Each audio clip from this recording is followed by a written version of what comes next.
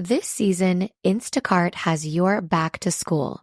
As in, they've got your back to school lunch favorites like snack packs and fresh fruit. And they've got your back to school supplies like backpacks, binders, and pencils. And they've got your back when your kid casually tells you they have a huge school project due tomorrow. Let's face it, we were all that kid. So first, call your parents to say I'm sorry, and then download the Instacart app to get delivery in as fast as 30 minutes all school year long. Get a $0 delivery fee with your first 3 orders while supplies last. Minimum $10 an order. Additional terms apply. We acknowledge the traditional owners of country throughout Australia and recognise their continuing connection to land, waters and culture. We pay our respects to their elders past, present and emerging. Welcome to This Song Is Yours, a music podcast where we chat to a new guest each week, talk about their life and creative endeavours, and talk to them about some of the music they love. Our show works by chatting to our guests about music, but also getting them to make you a playlist of the songs they love. You can find a link to our playlist in the show notes. Welcome to episode 49. I'm your host, Simon Fink. Our guest today is Wallice. The LA-based indie pop rock artist is releasing her debut EP tomorrow, entitled Off the Rails. In today's episode, we're talking about having control over your own image and visuals, dropping out of jazz school, and the remake of High Fidelity. Here we go.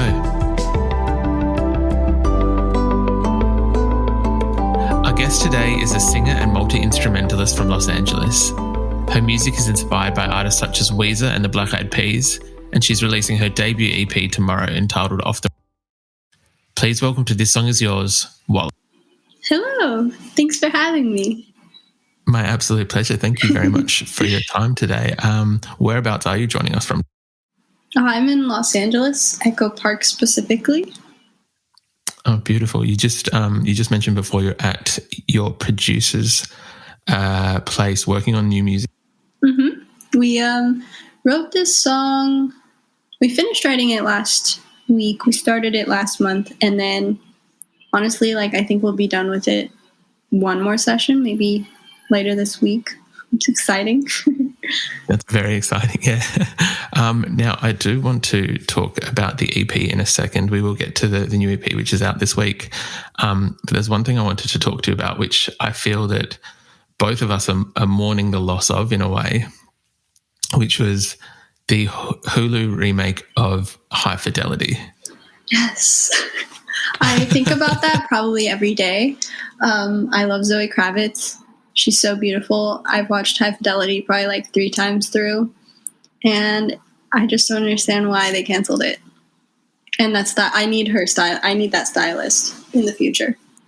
The styling on the show was incredible for Zoe and for the other characters as well. But it was such a good show. I don't understand why it was cancelled. I feel that, you know how sometimes you'll see advertisements with sandwiches or whatever, as an example, and you'll be like, oh, I'm hungry. That show was I need to buy records and drink whiskey and just kind of listen to music. Yeah, because of that, I want to be that person at the bar, oh, whiskey on the rocks. But I'm no. I actually really like sugary drinks. But yeah, she's so cool, effortless in that show. Yeah, and all the music, the soundtrack is so good. The soundtrack was incredible, yeah. Look, I'm hoping maybe they reverse that decision, and we can always hope, or maybe there'll be another reboot at some point. But let's get to your music. The EP Off the Rails is out this week. It is very exciting. How excited are you that the EP is finally out now? Hopefully I'm most excited out of everyone. No, maybe I'm not. Maybe that's not hopeful. I don't know. But we started these songs in November, and then we finished them up in March. And so then there's all that time in between the release and when you're actually finished working on them. And it's what do I do right here? What do I do right now? So I'm so excited to be out, and it's a complete little chapter of my life and complete work. And to listen, I would recommend listening to it from start to finish because it was very intentional, like order of songs, I think. Of course, I can understand. All your songs are quite biographical, I think is the best word in a way. When you sit down to write these songs, do you have the intention of, like, specifically what you're going to write about, or does the song kind of present itself as you're mid writing? Well, I think a lot, probably all these songs, I started with just like a line in my notes app in my phone, or just some sort of idea of what I wanted it to be about. Like usually I'm just driving and I'll think of like a line, like a melody, and then if I'm like at my guitar later, I'll just kind of write out a few lines and then bring that into the studio with my producer Marinelli, and we co-wrote the entire EP, and it just like builds from that one idea, but usually based off that like first line or first few lines, I know what the song is going to be about, or what I want it to be. And then sometimes, like for this random song we're just working on now, there were so many versions kind of leading up to it that I was like, no, that's not, like, we're like going off track. But something for this EP, I feel like all but one of the songs was very like written in maybe 2 or 3 sessions max, and how it started kind of is how it ended up. It didn't like go through that much change, except for the last one, which is called Headache, and we started that in November, and then our second session in March. I was like, I don't know why I hate this melody of this. I don't even know if this is going to make it, but I really like the middle part of the song, so I just changed the melody, and then I liked the song so much. And now, I mean, I think maybe like every week my favorite song from the EP changes, but recently it's been Headache. Do you ever listen back to some of the other tracks and I don't think regret is the right word, but like, do you ever listen back and be like, oh, we could have done that differently, or I would change the wording of this? Or I think that this EP is still fairly fresh, that I don't have that, but probably in like a year or whatever, when I look back and I'm like have even like more songs under my belt, I'll be like, oh, you know, I think it's like constant growth and learning new things just within music. Yeah, definitely. You started writing music in high school, if I'm correct. Yeah. What was the... Yeah? I was going to say like middle school, but it was like more seriously, and started working with my producer when I was like 16 or 17. Okay. Just very quickly to clarify, because I think it might be slightly different in America to Australia. Middle school is around like what age? I think it's like 10 to 13. That was my middle school. And then high school is 14 to 18 for the most part. Okay. No, I definitely got that wrong then. Yeah. When you first started writing in middle school, what was the original attraction to music? Well, I grew up playing instruments. I played trumpet and cello mostly. I can't play trumpet anymore. I could probably still play cello. And then I like learned piano chords like by myself. And so I would just like play those piano chords and sing about this boy that didn't like me back when I was 13. And I was just like, why? No one understands.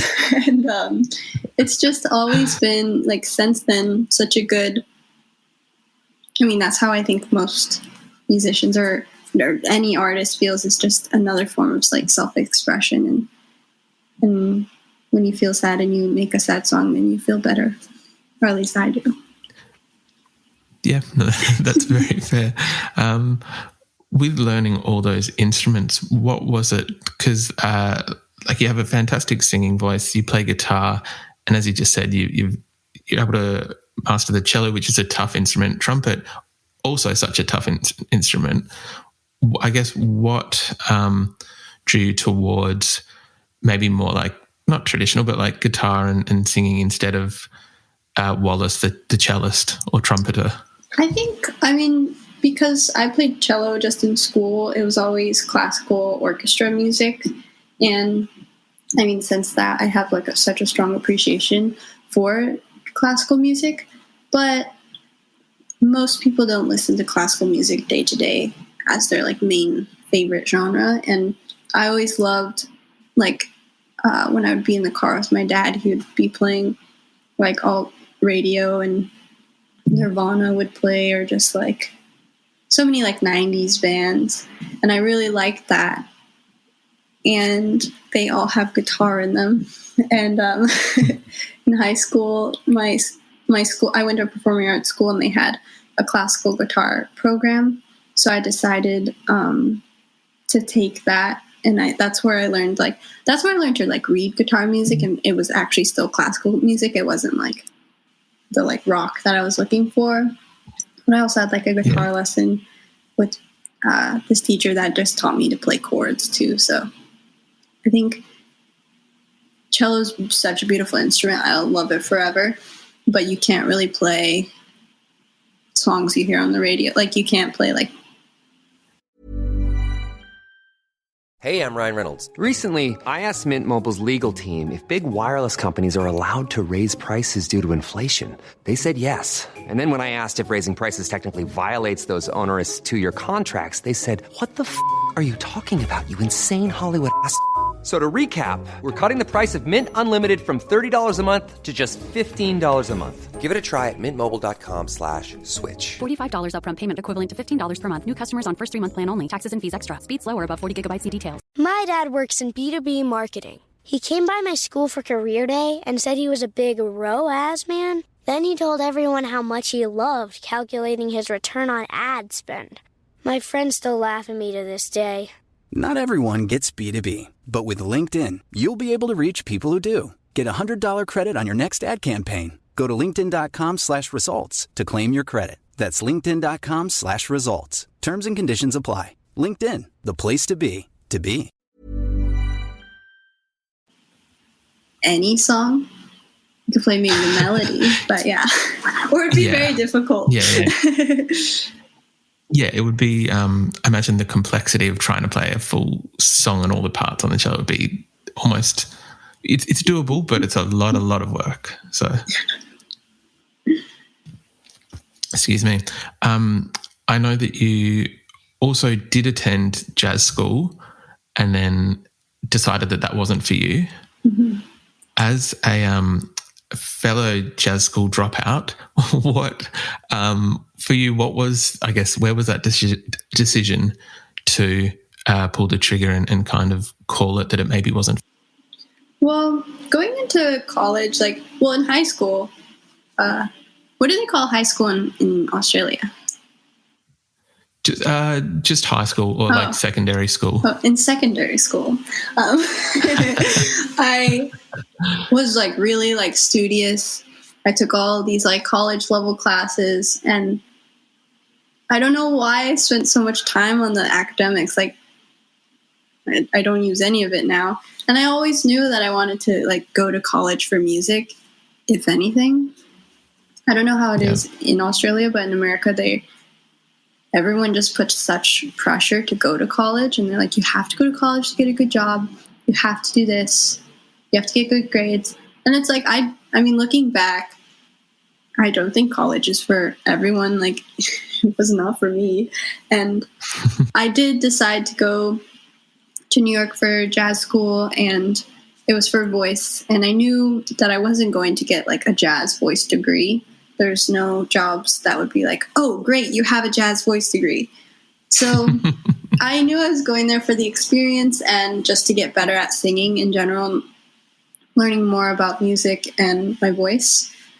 And so while I was there, I feel like I didn't, I felt like I learned more in my high school than this expensive school I was going to. So I was I could just write music and make the music I want to at home and not pay all this money. And so I decided to move home after just 1 year. My dad was not too happy about that, but ultimately, looking back, I think it was the right decision. Has he come around now at any point? Is he cool with the decision? When was this? Like a couple months ago, I went to lunch with him, and he's like, "Oh, can I listen to your song?" And I was like, "Oh, you haven't listened to it?" He's like, "No, I don't have like Spotify or anything." He's like, "I'll buy it though." And so he like hands me his phone, and he like, I typed in it was like Punching Bag and 23 were out. Hey Michael wasn't out yet, and like this EP wasn't out, obviously. And he bought them. I was like, "Yeah, like Punching Bag is like almost at 1 million streams." He's like, "What? Really? Oh, cool." Like that was all though. He he doesn't really know how to use a phone that well. Both my parents are so bad at technology. It's very cute that like it's that he's able to like experience it. Like, oh, cool, that's awesome. Yeah, he was very surprised. I was like, "Yeah, I'm making music, Dad." You've shown him.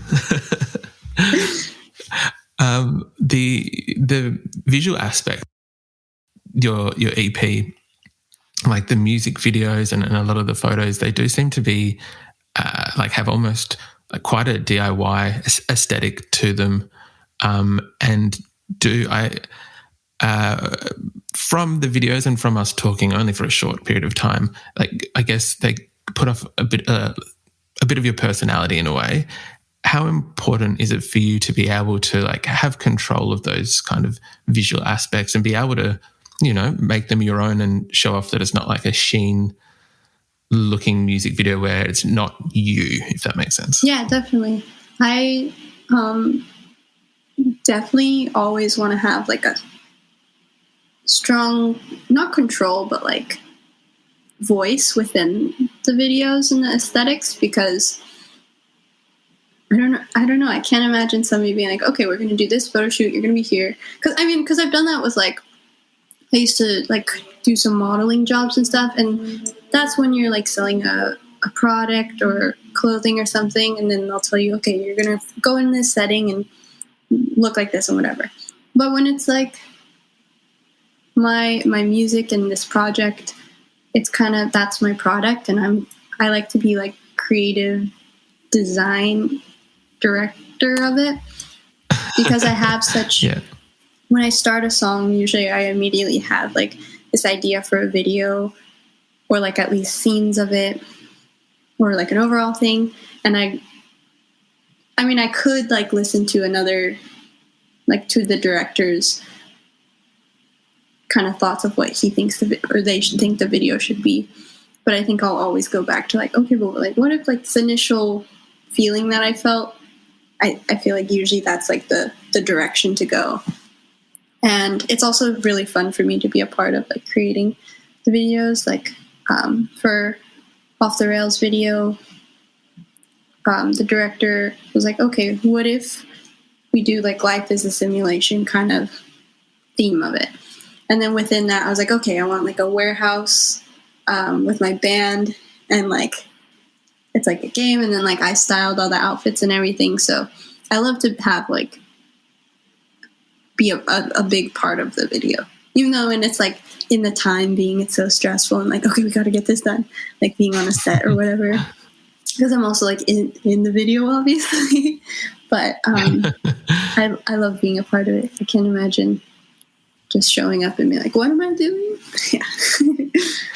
I imagine, it is. I imagine it would be quite stressful wearing like many hats, like producer, the artist, everything else. But that way you still get the desired outcome or the product that you want.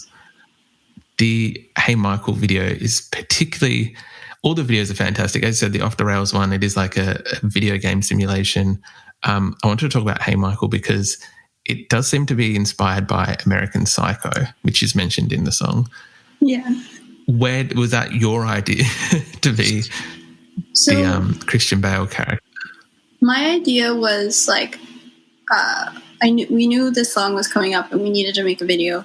And I was like, I don't know how we're going to do a video because this song video has to take place at a party. And this was March we were talking about this, like still pandemic, like things weren't even on the brink of opening yet, like they kind of are now. And I was like, how are we gonna have a party? We can't. Like, you just can't. And then I was like, oh, okay. What if it's at the end of a party? So there's just like a couple people left, and it's like the people that are in the video are the people I saw like frequently anyway, because we're all in the same like bubble or whatever. And so I just was in my producer Marinelli. He made a video with the director Phil like the month before. So I asked Phil, I was like, hey, do you want to work on a video? And I sent him this song, and I said, like, I really want to add a party and talking to these like bad boyfriend kind of guys. And so that's what we're going to do. But then it was Phil's idea to be like, okay, what if we really play on this like American Psycho thing? And then you like stab him at the end. And then I think his girlfriend, who is the stylist, Lauren, she was like, what if you wear the same exact like Christian Bale suit? And I was like, say no more. That's genius. So like I love the collaborative part of making videos and visuals too, because I'm not like stuck on my one idea of what I want it to be, because like that aspect of the American Psycho in the video is so, they made the video what it is, like much more interesting, I think. Is there anyone that you'd like to collaborate with in the future moving forward? For like visuals or music? Oh, both. There's Nadia Lee Cohen. She's like a photographer, and she's also directed a couple of like, she did Tyler the Creator Caliucci's video, and then I think like a video with like Travis Scott or something, but they're very, like you look at it and you know it's like her work. She's so cool. Even just like photo shoots, everything she does is so cool. So I'd love to make a video with her one day. And then like musically, I haven't had that many like sessions with other artists or anything yet, because I'm only recently had any success in music whatsoever, kind of. So, but I love like the drums and MGMT and Neil Francis and like any one of those people in those bands I would love to make a song with, even if it's just like co-writing or them like co-producing or whatever, or something. Yeah. That'd be very cool. I feel like I have probably better or like more who else? Wait, let me think over. I love Mitski, Sasami, Japanese Breakfast. Yeah, there's a lot of amazing people. That would, if at any point there was to be like a second boy genius kind of supergroup, yourself and those three that you mentioned would be incredible. That's a great Definitely idea. sign up for that. I'd like to pitch that to them. We'll use this. We'll send this. Yeah, this month is I don't know if it's like international, but it's like Asian Pacific Islanders month. I don't know what the actual month title is, but I was thinking it'd be really cool if one day there was like a festival, like a music festival with only Asian Pacific Islander acts. And I was like, okay, me, Mitski, Sasami, Japanese Breakfast, like all my favorites basically. That would be an incredible festival. I think that would look. We can say that it started here, and we can put feelers out to try and get this sorted and funded. Yeah. Wallice, very quickly, we usually ask our guests what they're currently listening to, and that might have overlapped with that last question. But yeah, is there any album or some albums at the moment that are getting a thorough spin on your record player? I recently really liked Olivia Rodrigo. I'm not like the biggest fan of like everyday pop, but she's so cool. So I love her three releases so far, and I guess like her album comes out in a few days. I just saw on Instagram. Recently, the Undercover Dream Lovers released a song "Get to You" that they worked on with Neil Francis, which is why Neil Francis is like fresh in my head that I really liked. Audrey Nuna is amazing. Another one of my Asian Pacific Islander festival We'll keep requests. adding to this bill until we've got a full festival's worth. And then I always love like listening to 80s and 90s music and the High Fidelity playlist. It's not a bad playlist. It's such a good show. Hulu, bring it back, please. Yeah. You know, sometimes like TV shows, they find like new networks or something to fund them. I'm like, go to another network. Anyone. We'll use this podcast to get High Fidelity back and to get the Asian Pacific Music Festival up and running. Yeah. We have the power for sure. Exactly, right? Wallice, thank you very much for your time today. I do appreciate it. Thank you so much for being on the podcast. Yeah, thank you for having me. It went by so fast.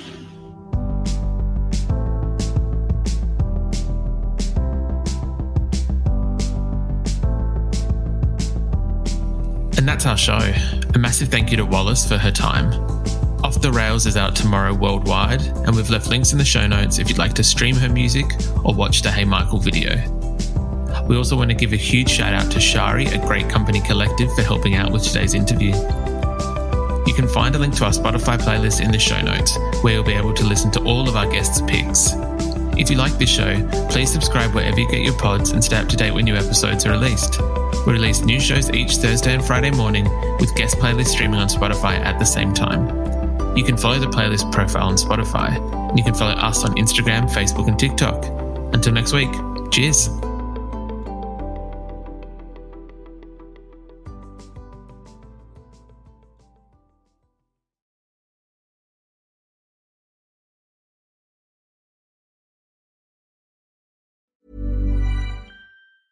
Imagine the softest sheets you've ever felt. Now imagine them getting even softer over time. That's what you'll feel with Boll & Branch's best-selling signature sheets in 100% organic cotton. In a recent customer survey, 96% replied that Boll & Branch sheets get softer with every wash. Start getting your best night's sleep in sheets that get softer and softer for years to come. Try their sheets with a 30-night guarantee. Plus, get 15% off your first order at bollandbranch.com, code BUTTERY. Exclusions apply. See site for details.